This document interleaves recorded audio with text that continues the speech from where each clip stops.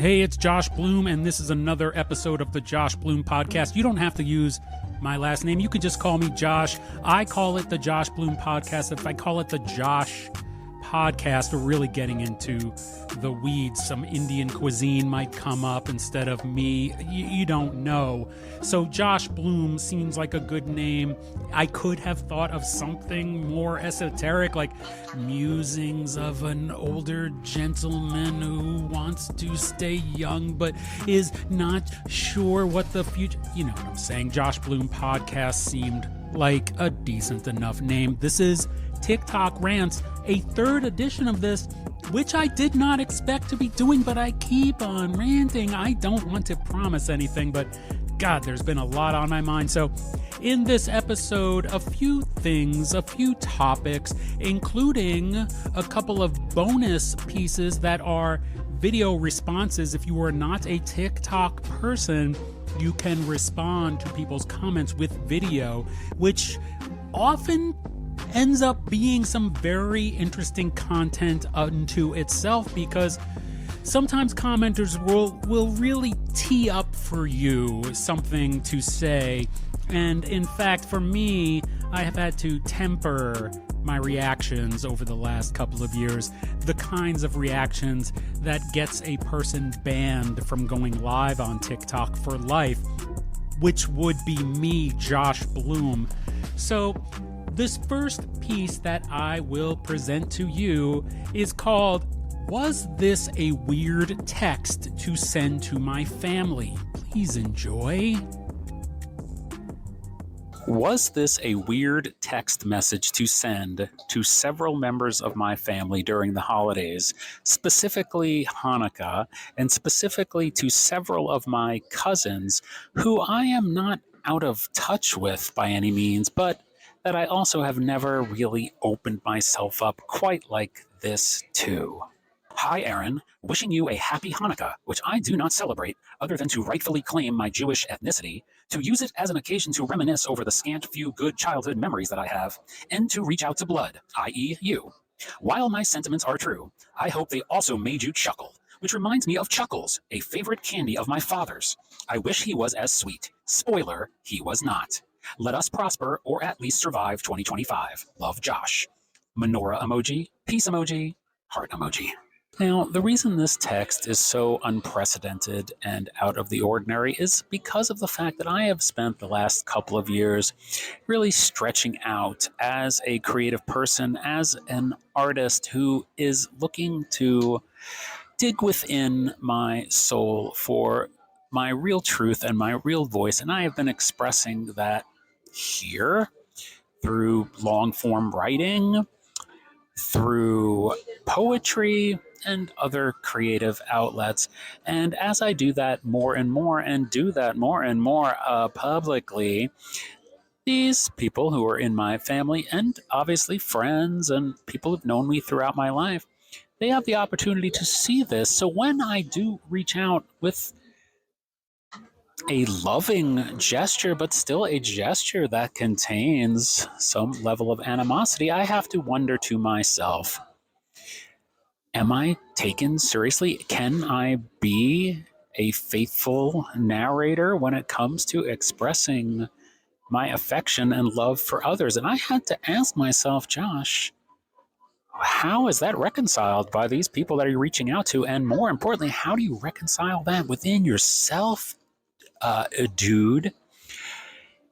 And I figured it out. I was unable to reach out with affection and sincere love to family or to friends or people around me who expressed to me that they care about me because of this undercurrent of anger that was instilled within me as someone who grew up with an environment that was not loving or caring. It was not. And as I have now channeled those feelings and those traumas into creative work, in addition to many years in a therapeutic environment, I have found that it has freed me up to express myself with sincere love and gratitude to family, friends, baristas. Otherwise, the people in my environment, people who text me randomly, acquaintances even, and figuring that out and reconciling that within myself so I can understand how I can both be this acerbic, artistic force, but also a force of love was a real revelation for me because I got scared after I sent those texts. I was like, Josh, if any of these people or any of the other people I've texted recently to express my gratitude, if they see how I speak online, how incredibly snarky and sarcastic that I am and am only getting more so as the days go by, can they possibly believe when I suggest that I care for them and love them and have affection for them? And to discover that not only can they figure that out, and if they can't, I can help them figure that out because I can speak to it just like I'm speaking to you right now. But also, I can express those things with sincerity because, as I told a friend just this morning, a friend who I am grateful that I can say I love you when they say they love me, as I told them this morning, it's quite possible that in the past, if I even tried to reach out this way, it would always have a tone of, I'm saying I love you, man. I don't fucking, I don't want you to have love. I don't want you to have, I'm not gonna give you love for free. What are you, crazy? This is a great thing that I am quite excited about. So I would love to know if anyone thinks those texts are weird because they were met. I won't read you the responses. They were all responded to, and they were not responded to with any kind of strange reply. But only only one person acknowledged that my father was a horrible person, who would know because the person who did reply is older enough than me to have gotten to have his own experiences with my father. No one else said anything to acknowledge the circumstances that I grew up in, but I feel like the door was open. So let me know, as a complete stranger who has listened to or watched this entire time, let me know, like, if you think that was weird, because if you do, I'd love to know about it. I would love to know how I am perceived by someone who is not directly involved with the Josh Bloom situation. And frankly, that is the only name I can give to the life I am living at this point. Wasn't that nice? I am still waiting to hear back from one cousin. I have a feeling this cousin might be traveling, which is why I have not heard from this cousin. And if I do, maybe I will follow up with you. Now, let's move on to a piece that I call Caring About Others is Caring About Yourself. Please enjoy. What do you say to someone who says, why should I care about what's going on with anyone else in the world? Why should I care about what's going on with my neighbor in relation to world events, in relation to the fact that there are children and women continuing to perish in Ukraine, continuing to perish in other places around the world that you cannot name? Why should they care? Now, I was contemplating this question this morning because it's Christmas morning, and you think about when you are around family, for instance, who may live lavish lifestyles. What do you say to them if this conversation comes up, which it always does. This is a logistical question. What would I say? Because frankly, I don't consider these people heartless. I don't consider these people nefarious, but I would not be surprised if the response to this topic is, well, I am feeling bad for them, but I am living my life. I am here. I'm living one life. What am I supposed to do? Fly to Ukraine? What am I supposed to? How do you respond to that? That's what I'm asking. So I thought about this for a while, and it got me back to an idea that I have thought about before, and I'm glad it came up again, which is the old adage of acting locally. But to define that more clearly, it is about just embracing the less fortunate around you. It could be a literal embrace, it could be a hug, but it is carrying that weight. Now, the response then might be if I said that, like, oh, I carry that weight, I feel bad for them, it's horrible, it's a tragedy. There. Am I done? I am a person who believes in the reality that we are flying through space on a very tiny grain of sand, smaller than a grain of sand, infinitesimally small, so small one cannot even comprehend how small it is. Again, the response might be, great, it's small, wonderful, I'm going to buy a new Mercedes, or whatever car is the one that says, I made it. They may say that. They may acknowledge how small we are. I believe because we are so tiny that every little action has an equal and opposite reaction because because we live in this tiny little existence where everything has an effect. Like I'm holding this phone right now. Now I'm barely moving my hand. But to you, it looks like the whole damn house is crashing down. That is a good metaphor. Metaphor, a word we made up to define for each other and to help each other understand meaning. So, what I'm trying to do in speaking about this today is to help anyone watching and myself to understand meaning, to understand that when we do not carry the weight of others, that no, we're not going to fly to Ukraine, we're not going to fly to the place you cannot name, because if you name it on social media, you get flagged or banned or whatever. That's part of the system, baby.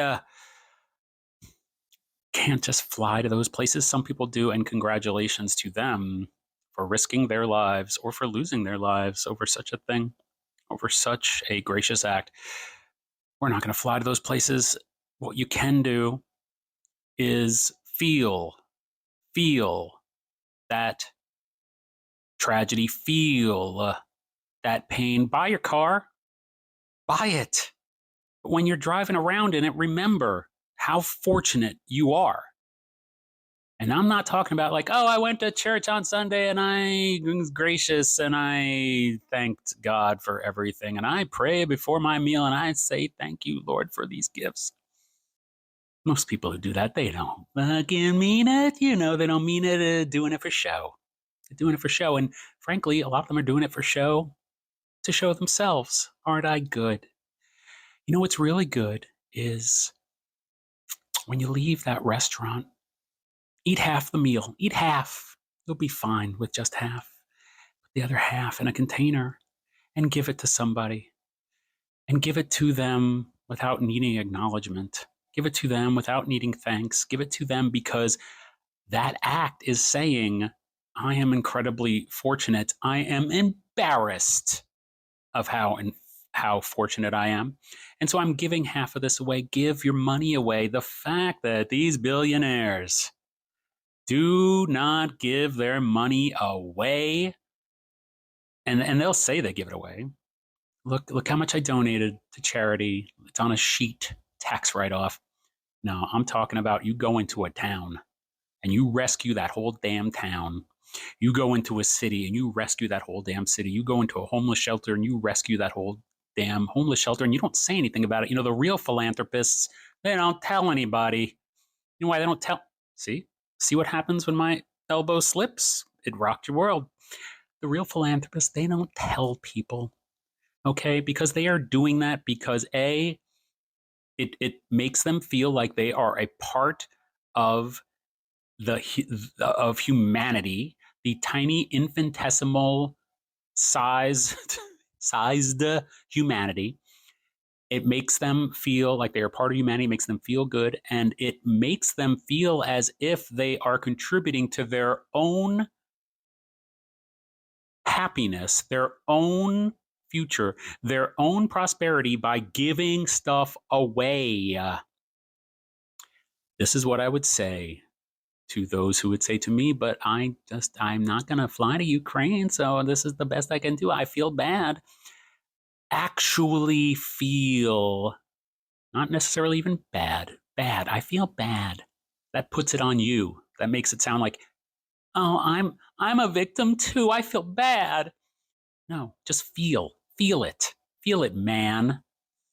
Feel how difficult other people have it every day. I complained last week about how I don't turn on the electricity. I only have one light. Some people don't have any lights. Some people don't have a place to put a light. Okay? And they are happy because they're alive. They have family. They have hope. Please, when you encounter people with these kind of points of view of why should I give an F about anyone but myself, give them a reason. Answer that question. Don't let it be rhetorical. Say to them, you should give an F about other people because giving an F about other people is giving an F about yourself. I hope you take the message of caring about others is caring about yourself seriously into 2025. Did I mention that I am recording this on the last day of 2024? Happy New Year. Happy New Year's Eve. Happy whatever day you're listening to. If you're listening to this like on June 17th, 2026, I hope your June 17th, 2026 is damn fab. This last piece, which has a couple of bonus pieces after it where I followed up on some comments that people left. One, a very nice comment that inspired something I actually was very proud of when I recorded it, and I was glad this person teed this up for me. And then something, and someone who made me a little angry, and I had to, I don't want to say lash out, but it is like, oh, I'm justified right now in going off for 3 minutes straight. But first, the piece that inspired it all, it is quote unquote, it's not for everybody, and I am putting that in quotes because a friend of mine said these words to me in a conversation that inspired me to talk about this. It's not for everybody, but maybe this is for you. Please enjoy. Are you an adult child of parents who are continuing to traumatize and hurt you into your adulthood? Now, I am Gen X, so that time has ended for me because my parents are no longer alive, but what they did to me is still alive.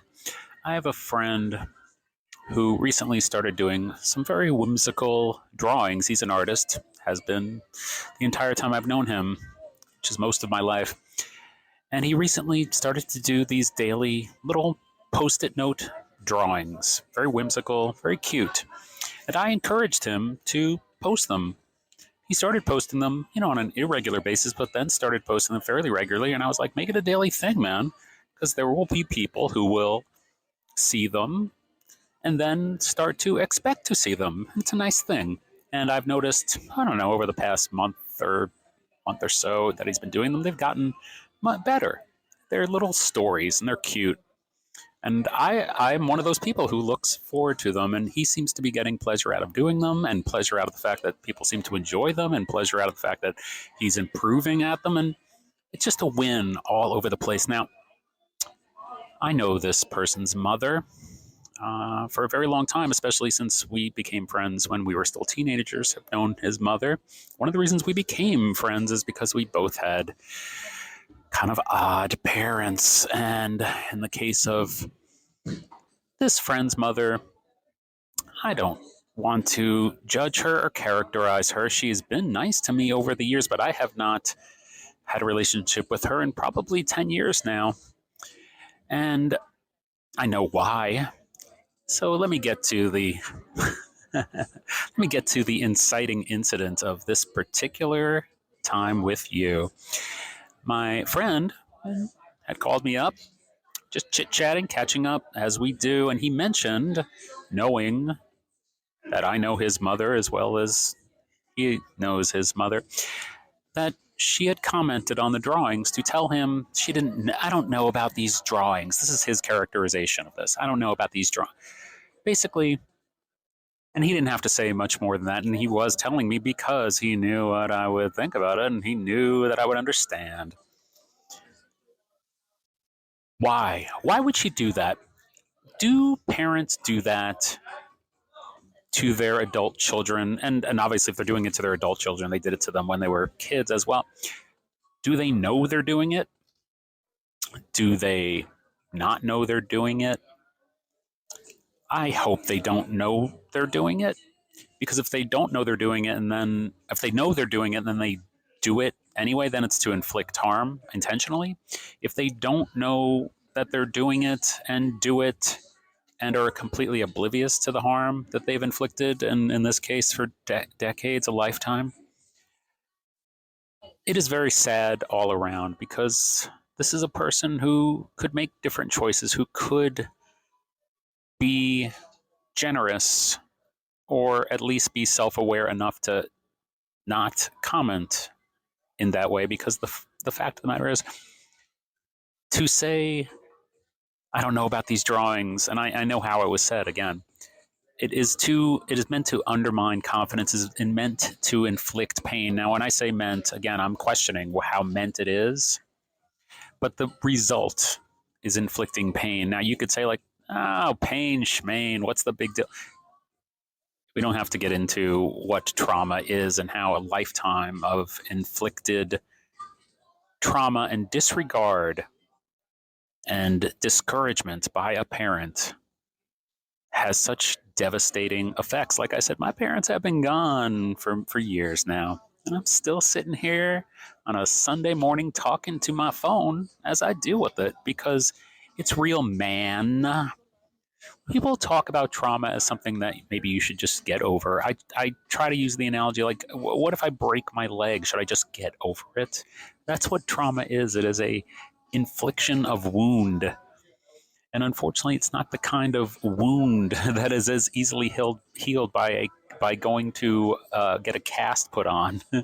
In fact, it is never healed. It is only managed. It is only dealt with. It is only acknowledged and compartmentalized and put into some sort of perspective, because when parents inflict these kinds of wounds on their children throughout their childhood, then that's how the child looks at the world. So in this particular case, and this particular woman, like, I understand her pain. I know her pain. And I empathize because of how pained she is. And I know my friend does too. But on the more cellular level, I feel for her because of what motivates her to say these things, but I feel for my friend more so than ever. There was a time when I was not even good to this person, and it's because I wasn't good to anybody, because I was a traumatized MFer. Not as traumatized as I am now. I'm less traumatized now, or I'm still as traumatized, but I am not as apt to lash out because of my trauma. I have an understanding. I have a deal, a bargain with my trauma. I feel for my friend because he's just making these whimsical drawings that often have his wife and his daughter in them, and they're cute, and they're very much of who he is, and he is enjoying doing them. And I get pleasure out of not only seeing them but also enjoying the fact, like, I encouraged him to do this, and I'm seeing the result of that, and seeing that there are people who enjoy them too, and that is a wonderful thing, and it opens him up to people in his life, to give them a little bit of insight into who he is and how he's doing. And for his own mother to try to come in there and cut, it is it is very it's very sad. But for my friend, because here he is, in his 50s, like I am, still having to deal with his mother taking opportunities to try to hurt him. And I don't want that for anyone. And if you are a child who is an adult child of a parent who does this, all I can say is I'll say what he told me he said to her. And he said, I guess they're not for everybody. I thought that was a great response because it says, hey, I acknowledge that you're at least telling me you don't like it. And I'm also putting you in your place because when you talk to me like that, I don't think of you as my mother. I just think of you as anybody, and they're not good for anybody, and they're not good for everybody, or they're not good enough, or they're not. See, I'm actually angry about this now. It is pissing me off that this happened. I thought that was a great response. Maybe they're not for everybody. Maybe they're not. Hey, okay, so here are the bonuses that I talked about. I won't interrupt between the two of these, but you'll see the tone of one and the tone of the other, and you'll see how they're different. One is angry, pissed off Josh, and one is, oh, you said something nice, I am identifying with you, solidarity, thank you, we are friends now, Josh. I prefer the second Josh, but I don't mind the first Josh. I will say, if I had to split up those two Joshes, I would say I like 38% angry Josh, and what's the math on that? 62%? The rest Josh. I like that. So here are those bonuses right now. Please enjoy. No. What they do know is what they meant. You can't expect people to be something they're not, parents included. Accept it and move on. Well, I'm going to make the assumption that you did not watch the video or listen to what I said, because if you had, you would not be leaving a comment like this. What they do know is what they meant. Now, I frankly am not quite sure what you mean by that. People are manipulative, including parents, as you say, and they can say and do all sorts of things, especially to their children, who they oftentimes think are their property, and they do not see them as actual human beings. So in this particular case, I am not in the woman's head, but I know the woman, so I can make some assumptions that when she is telling my friend, I don't know about those drawings, she is not meaning she doesn't know about those drawings. She is trying to get a rise out of him, or trying to inflict some sort of message that is not the message of, I don't know about those drawings.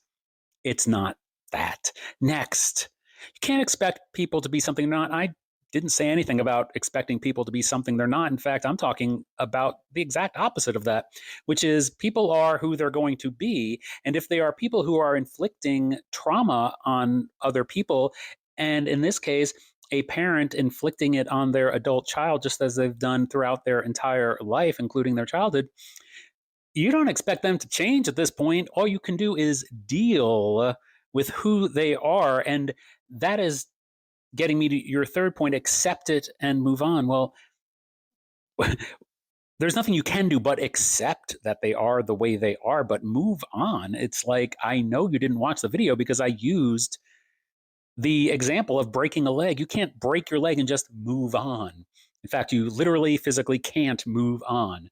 Trauma is embedded within us. Trauma is who we are. When you are a traumatized child, you don't know the world other than through the eyes of your trauma. It is part of who you are. You can't be something else. Just like you just said, you can't expect people to be something they're not. Well, I and this friend I'm talking about and many others are not people who are anything other than traumatized people who are trying to relate to the world. So you can't just move on. It's something that has to be dealt with. And trauma is something that is having to be dealt with by people who are traumatized pretty much permanently through their whole life. So this comment, I ain't down with it. I don't think you want to follow me anymore. Feel free to vacate. I've always wondered how different I would have been if I had affectionate, supportive parents.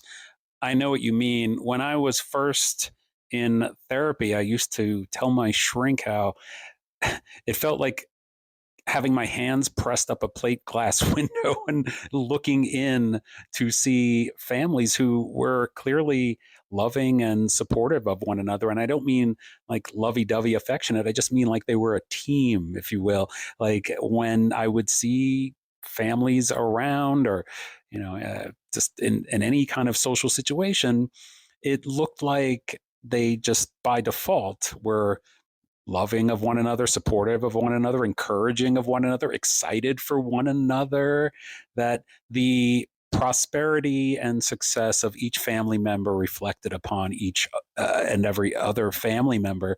And I guess that's what goes wrong with some of these families. I guess that's what went wrong with my parents. They want the children to reflect on them in a way that somehow makes up for their own shortcomings that they came into parenting with.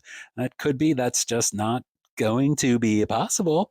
And as I have progressed over the years in therapy, I've, come to the realization that, my parents were screwed up and came into parenting screwed up and then screwed me up. And I've been unscrewing myself up and realizing how you actually do care about other people and support other people, and encouraging others and wishing for their success is not going to be to your detriment. It is going to bring about your own prosperity and happiness and success.